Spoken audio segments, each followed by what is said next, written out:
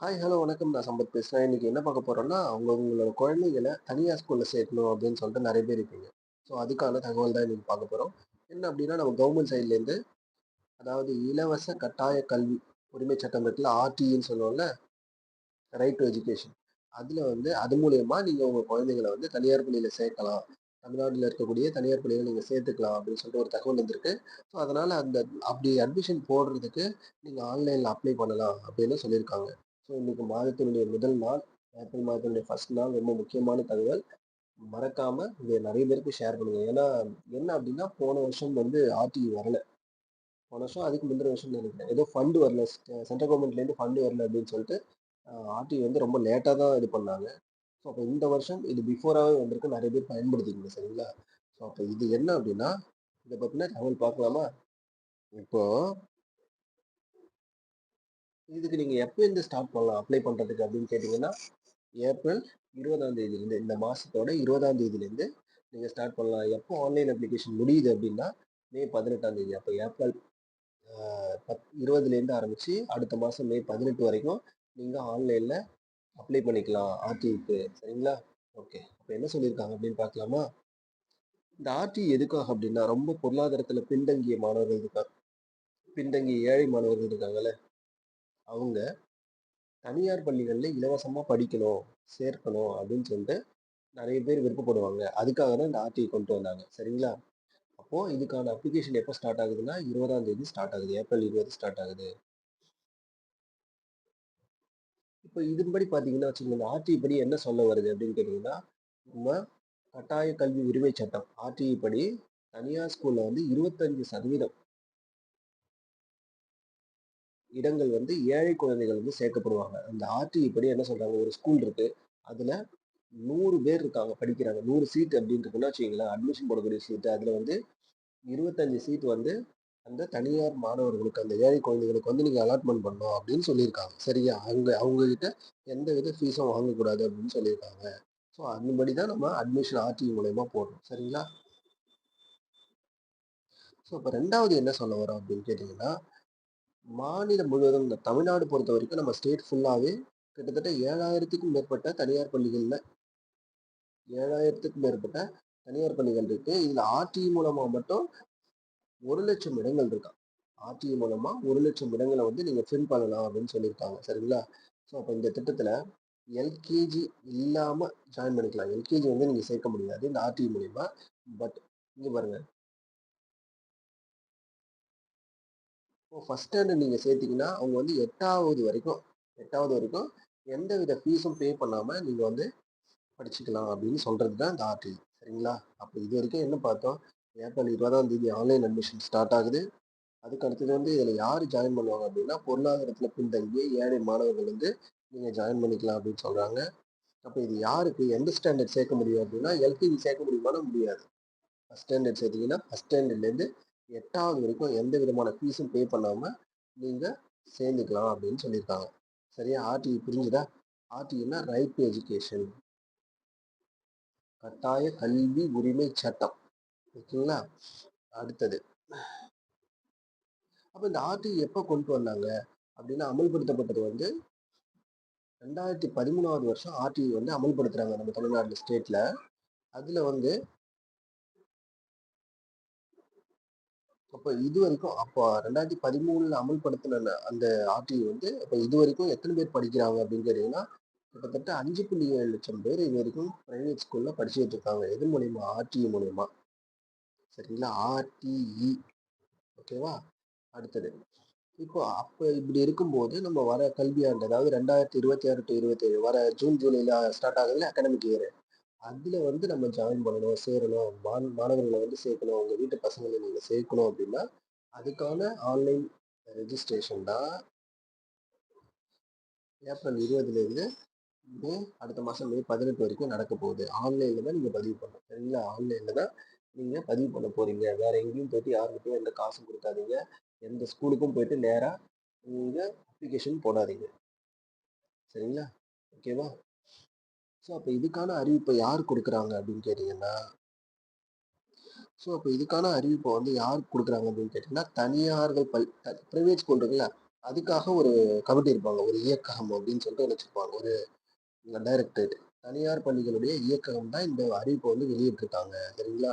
அப்ப ஆர்டிஇ படி எந்தெந்த ஸ்கூல்ல சேர்க்கலாம்? ஃபர்ஸ்ட்டு இதுதான் ரொம்ப முக்கியம். ஆர்டிஇல நீங்க சேர்க்கிறீங்க. எந்த ஸ்கூல்ல சேர்க்கலாம் அப்படின்னு கேட்டீங்கன்னா, எல்லா ஸ்கூல்லயும் சேர்த்துடலாமா? அப்படின்னு கேட்டீங்கன்னா முடியாது. அப்ப எந்த ஸ்கூல்ல சேர்க்கலாம்? சிறுபான்மை அந்தஸ்து பெற்ற பள்ளிகளை தவிர, அதாவது ஒரு உதாரணத்துக்கு ஒரு எக்ஸாம்பிள் சொல்லணும்னா, இப்ப நான் போன டைம் போம்போது, இப்ப இந்த கவர்மெண்ட்ல என்ன சொல்லியிருக்காங்க, சிறுபான்மை அந்தஸ்து பெறாத பள்ளிகள நீங்க ஜாயின் பண்ணிக்கலாம் அப்படின்னு சொல்றாங்க. அப்படின்னா அது எந்த ஸ்கூல் அப்படின்னு கேட்டீங்கன்னா, இப்ப நான் போன டைம் போம்போது ஒரு கிறிஸ்டியன் ஸ்கூல் நடந்துகிட்டு இருந்துச்சு. அங்க போய் கேட்டேன். இந்த மாரி நீங்க ஆர்டில வந்து பசங்கள ஜாயின் பண்றீங்களா? அப்படின்னு கேட்கும்போது, அவங்க வந்து இல்ல, இல்ல. நாங்க வந்து ஜாயின் பண்ண முடியாது. அப்போ கிறிஸ்தவ மதத்த அந்த அவங்க நடத்துவாங்கல்ல, அவங்க நடத்துற ஸ்கூல்ல அந்த அட்மிஷன் போட முடியாது. ஆர்டி வந்து போட முடியாது. சரிங்களா? இத நல்லா தெரிஞ்சுக்கிட்டு அப்ளை பண்ணுங்க. ஓகேங்களா? அப்ப ஆர்டி யாருன்னா, சிறுபான்மை அந்தஸ்து பெற்ற பள்ளிகளை தவிர மற்ற எல்லா பள்ளிகள்லயும் நீங்க அப்ளை பண்ணிக்கலாம். அதுதான் கவர்மெண்ட் சொல்லியிருக்காங்க. ஓகேவா? அதுக்கு அடுத்தது பார்த்தீங்கன்னா, இப்ப இந்த திட்டத்துல எந்தெந்த ஸ்கூலு அப்போ அந்த சிறுபான்மை அந்தஸ்து பெற்ற பள்ளிகளை தவிர மற்ற எல்லா தனியார் பள்ளிகள்லயும் அது வந்து நர்சரி, பிரைமரி, இல்ல மெட்ரிக்கு, இல்ல ஐஇஎஸ்சி, அப்புறம் சிபிஎஸ்இ சென்ட்ரல் போர்டு இருக்கக்கூடிய மாணவர்களா இலவசமா இந்த மாதிரி இந்த போர்டுலாம் இருக்கக்கூடிய அதாவது சிபிஎஸ்இ நர்சரியா இருக்கட்டும், பிரைமரியா இருக்கட்டும், ஐஇஎஸ்சியா இருக்கட்டும், சிபிஎஸ்சியா இருக்கட்டும், மெட்ரிக்கா இருக்கட்டும், இதுலலாம் வந்து நீங்க ஜாயின் பண்ணிக்கலாம். இந்த ஸ்கூல்லலாம் ஜாயின் பண்ணிக்கலாம் அப்படின்னு சொல்றாங்க. எந்த ஸ்கூலை தவிர சிறுபான்மை அந்தஸ்து பெற்ற பள்ளிகளை விட்டுட்டு அதுல பண்ண முடியாது. அதை தவிர மற்ற எல்லா ஸ்கூல்லையும் நீங்க சேர்த்துக்கலாம் அப்படின்னு சொல்றாங்க. ஓகேங்களா? ஓகே. அடுத்தது என்ன அப்படின்னா,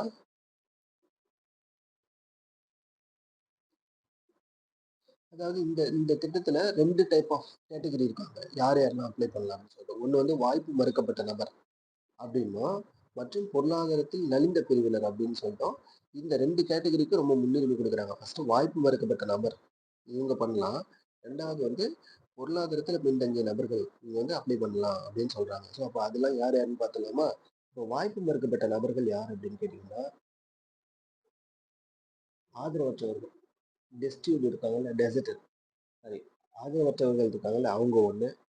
அடுத்தது ஹெச்ஐவியால் அதாவது எய்ட்ஸ் நோயினால் பாதிக்கப்பட்டவங்க அவங்க. அடுத்தது டிரான்ஸ்ஜெண்டர் 3ஆம் பாலினத்தவர். அதுக்கு அடுத்தது மாற்றுத்திறனாளி. அப்போ துப்புரவு தொழிலாளர்.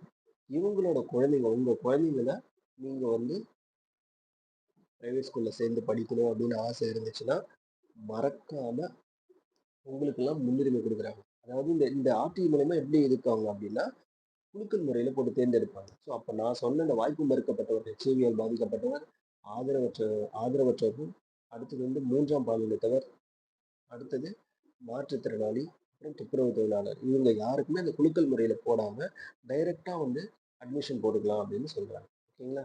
இப்ப இது 1 வாய்ப்பு மறுக்கப்பட்டவர்கள்ல யார் யாருன்னு பார்த்துட்டோம். சரிங்களா? அப்ப இவங்கெல்லாம் என்ன சொல்றாங்க, முன்னுரிமை அடிப்படையில நீங்க தேர்ந்தெடுக்கணும் அப்படின்னு சொல்லிட்டு கவர்மெண்ட் வந்து சொல்லியிருக்காங்க. அந்த ஆட்சியில இருக்கக்கூடிய தனியார் கல்வி இயக்ககம் என்ன சொல்லியிருக்காங்க, இந்த மாதிரி வாய்ப்பு மறுக்கப்பட்டவர்களை எல்லாம் நீங்க குலுக்கல் போட்டு அதுல தேர்ந்தெடுக்க கூடாது. டைரக்ட்டா இவங்களுக்கெல்லாம் ப்ரையாரிட்டி கொடுத்து இவங்களை வந்து நீங்க முன்னாடி ஜாயின் பண்ணிக்கணும் அப்படின்னு சொல்லியிருக்காங்க. ஓகே. அடுத்தது அப்ப நலிந்த பிரிவினர் அப்படின்னு 2 கேட்டகரி பார்த்துருக்கோம்.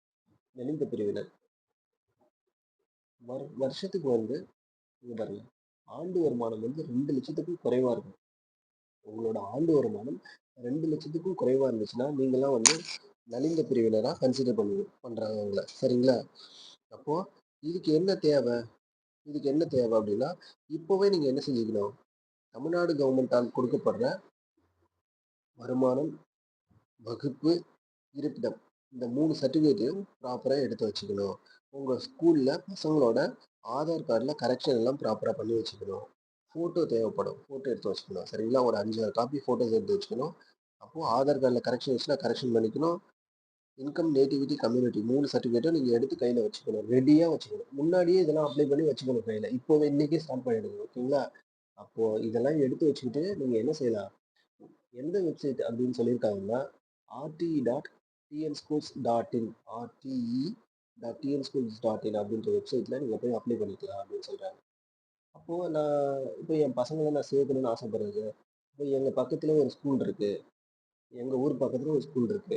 ஆனா எனக்கு புடிச்ச ஸ்கூலு இன்னும் கொஞ்சம் தூரமா இருக்கு. அந்த ஸ்கூல்ல நல்லா சொல்லிக் குடுக்குறாங்க அப்படின்னு சொல்லும்போது, அப்போ ஒரு பெற்றோர் வந்து எத்தன பேருக்கு வந்து நீங்க அப்ளை பண்ணிக்கலாம் அப்படின்னு கேட்டீங்கன்னா, அதிகபட்சமா 5 ஸ்கூல்ல ஒரு ஒரு அப்ளிகேஷன் போட்டீங்கன்னா, ஒரு குழந்தைங்களுக்கு வந்து நீங்க அதிகபட்சமா 5 ஸ்கூல்ல வந்து அப்ளை பண்ணிக்கலாம் அப்படின்னு சொல்றாங்க. சரிங்களா? அதே மாரி இன்னொன்னு சொல்றாங்க. இப்போ வந்து ஆர்டிஇல வந்து ஒரு ஸ்கூல்ல ஏன்னா எங்களுக்கு வந்து ஸ்கூல் சைட் சொல்றாங்க. எங்களுக்கு வந்து 25 சீட்டு தாங்க இருக்கு. கல்வி உரிமை சட்டத்துல எங்கள ஆர்டிஇ மூலியமா நிரப்ப சொல்லியிருக்காங்க. பட் எங்களுக்கு வந்திருக்க அப்ளிகேஷன் வந்து 50, 60 வந்திருக்குங்க. அந்த நிர்ணயித்த இடத்தை விட அதிகமா வந்திருக்கு அப்படின்னு சொல்லும்போது, அப்போ என்ன செய்யணும்? குலுக்கல் முறையில தேர்ந்தெடுக்கணும். அந்த கேண்டிடேட் பேர்லாம் ஒரு சின்ன பானையில போட்டு யாராவது ஒருத்தவங்கள தேர்ந்தெடுக்க சொல்லி அந்த மாரி தான் பண்ணுவாங்க ஆர்டிஇல. ஸோ அப்போ இதுதான் ஆர்டிஇ. இது முன்னாடியே இப்போ வந்திருக்கு. நெறைய பேர் பயன்படுத்திக்கங்க. ஏன்னா லாஸ்ட் இயர் தான் நான் சொன்னேன்ல, ப்ராப்ளம் ஆயிடுச்சு. ரொம்ப லேட்டா நடந்துச்சு. ஸோ அதுக்காக இப்ப யார் யாரெல்லாம் விருப்பப்படுறீங்களோ, அதாவது எந்த ஸ்கூல் நல்லா மைண்ட்ல ஞாபகம் வச்சுக்கங்க. சிறுபான்மையினர் அந்தஸ்து சிறுபான்மை அந்தஸ்து பெற்ற பள்ளிகளை தவிர மற்ற எல்லா தனியார் பள்ளிகளையும் நீங்க அப்ளை பண்ணிக்கலாம். ஓகேங்களா? நீங்க மறக்காம உங்களுக்கு தெரிஞ்ச மாற்றுத்திறனாளி, திருநங்கைகள், அப்புறம் ஹெச்ஐவியால் பாதிக்கப்பட்டோர், துப்புரவு தொழிலாளர்கள் இவங்கலாம் யாராச்சும் இருந்தாங்கன்னா, சரிங்களா? அப்போ இந்த மாதிரி ஆட்கள்லாம் இருக்காங்க அப்படின்னா, யார் யார் நான் முன்னாடி சொன்ன மாரி, அந்த நலிவடைந்த பிரிவினர்ன்னு சொன்ன மாரி அவங்கலாம் இருக்காங்க அப்படின்னா, நீங்க மறக்காம அவங்கள்ட்ட எல்லாத்தையுமே இந்த தகவல ஷேர் பண்ணுங்க. சரிங்களா? நெறைய பேர் வந்து தங்களுடைய பிள்ளைகள அ இந்த மாரி தனியார் பள்ளிகள்ல சேர்க்கணும் அப்படின்னு சொல்லிட்டு ஆசைப்படுறீங்க. ஸோ அதுக்காக நீங்க ஒண்ணு ஞாபகம் வச்சுக்கணும். நீங்க எல்கேஜி, யுகேஜி சேர்க்க முடியாது. ஃபர்ஸ்ட் ஸ்டாண்டர்ட் சேர்த்தீங்கன்னா, அதுலேருந்து 8வது வரைக்கும் நீங்க ஃப்ரீயா எந்தவித ஃபீஸும் நீங்க எந்த ஸ்கூல்ல எந்த பிரைவேட் ஸ்கூல்ல சேர்க்குறீங்களோ அவங்களுக்கு கட்டாம நீங்க வந்து உங்க பிள்ளைங்கள படிக்க வைக்கலாம். ஓகேங்களா? இதுதான் முக்கியமான தகவல். நம்ம வேறு ஒரு தகவலோட நாளைக்கு சந்திக்கலாம். இன்னொன்னு நம்ம சொல்றேன். நம்ம சேனல் பேர் வந்து தேஜஸ் கரண்ட் அஃபேர்ஸ் யூடியூப் சேனல். நம்ம சேனல்ல எல்லா நியூஸ் அதாவது கவர்மெண்ட் ஸ்கீம்ஸ், பிளஸ் வந்து ஸ்போர்ட்ஸு, எக்கனாமிக்ஸு மத்த எந்த நியூஸா இருந்தாலும் நம்ம அப்டேட்டடா இன்ஃபர்மேஷன் வந்து அப்டேட் பண்ணிட்டு இருக்கோம். நியூஸ வந்து அப்டேட் பண்றோம். ஸோ இப்போ தேர்தல் சம்மந்தப்பட்ட நியூஸும் பண்ணிட்டு இருக்கோம். ஸோ உங்களுக்கு பிடிச்சிருந்தா சேனல் வந்து சப்ஸ்கிரைப் பண்ணுங்க. ஓகேங்களா? Thank you. Bye. Take care. இன்னொரு வீடியோல சந்திக்கலாம்.